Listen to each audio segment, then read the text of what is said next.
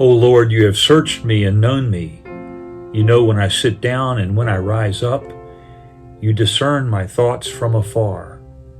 You search out my path and my lying down and are acquainted with all my ways. Good morning.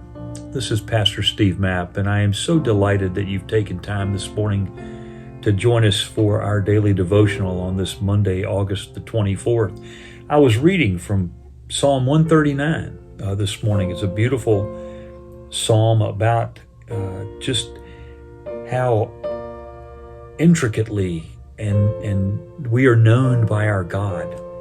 The word know comes up so often in this particular psalm, and the psalmist is talking about just this amazing God that knows us so well, knows us before we were even born, and the way he created us. He says this, "For you formed my inward parts, you knitted me together in my mother's womb. I praise you, for I am fearfully and wonderfully made. Wonderful are your works. My soul knows it very well." And the psalmist is talking about how we are all made uniquely, intricately by our God. Not only our size, our frame, the cells and the molecules that make up this physical form. It's also amazing how intricately God makes us emotionally. We have this ability to cry when we're sad and when we're hurt.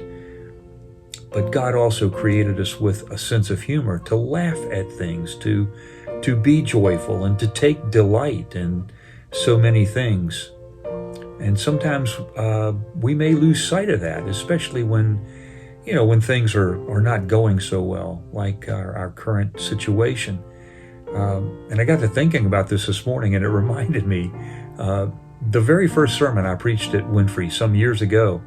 Of course, it was my first sermon, and I was literally scared to death and prepared, really well for it and really hard, and delivered that first sermon. And after the sermon, Lloyd Breeden, one of our members, came up to me, and he was very complimentary. He said, Pastor Steve, I really, really enjoyed your sermon. He said, you could tell that you put an awful lot of work into this, and we really appreciate what you brought to us this morning.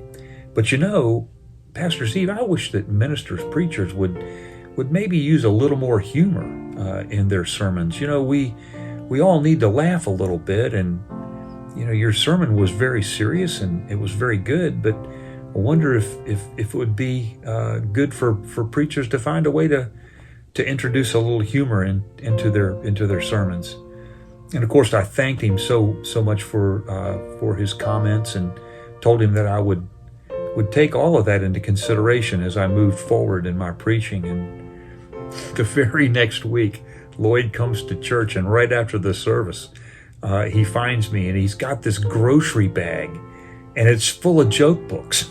He said, I was thinking about what we talked about last week, and I thought you could use these. And so I have them on my bookshelf and look at them occasionally. It's that was quite something. And so this week, as I was thinking about how things are going, with the virus and how hemmed in we are, in masks and social distancing and just not able to get out and about. What a gift it is to find humor in things. And so I happen to be looking at Facebook. I've got a number of Facebook friends that were friends in high school. And Diane Wiltshire, one of our high school friends, sent something out on Facebook this week that I just thought was very funny. My wife tells me my sense of humor is a lot different than most people's, and I have to agree with that.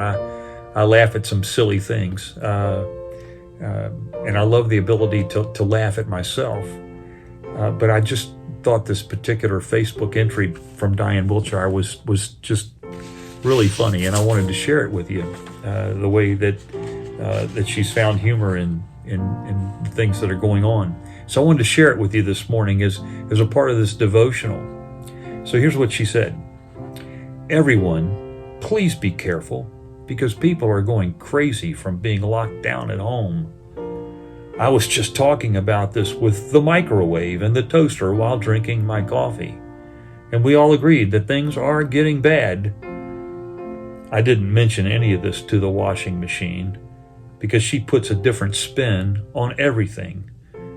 Certainly couldn't share with the fridge because he's been acting cold and distant lately. But in the end, the iron straightened me out. She said the situation isn't all that pressing, and all the wrinkles will soon get ironed out. The vacuum, however, was very unsympathetic, told me just to suck it up, Buttercup. But the fan was very optimistic and gave me hope that it will all blow over soon. The toilet looked a bit flushed, but didn't say anything when I asked its opinion. But the front door said I was becoming unhinged, and the doorknob told me to get a grip. Well, you can just about guess what the curtains told me. They told me to pull myself together. We will survive.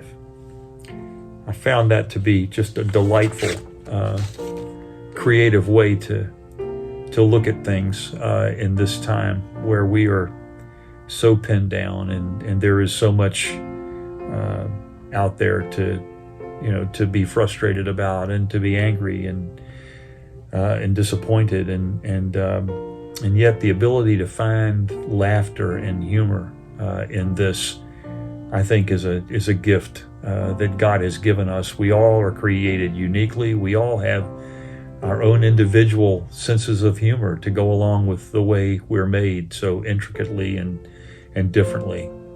And so this morning, I just felt like, gosh, it's good to share some humor. And so I thank you for taking time this morning to be with me in this devotional. I praise God for the way He's made each and every one of us. Give Him thanks every day for that, and I know that you do too. And so I pray, of course, for your safety and well-being throughout this time. And I'm so delighted when you take time to join us for our devotionals, and so much appreciate that this morning. So as the day goes by, I pray that you will find some laughter and some joy and some humor as the day goes through. But God bless you. Thank you so much for being a part of us this morning. Have a great day.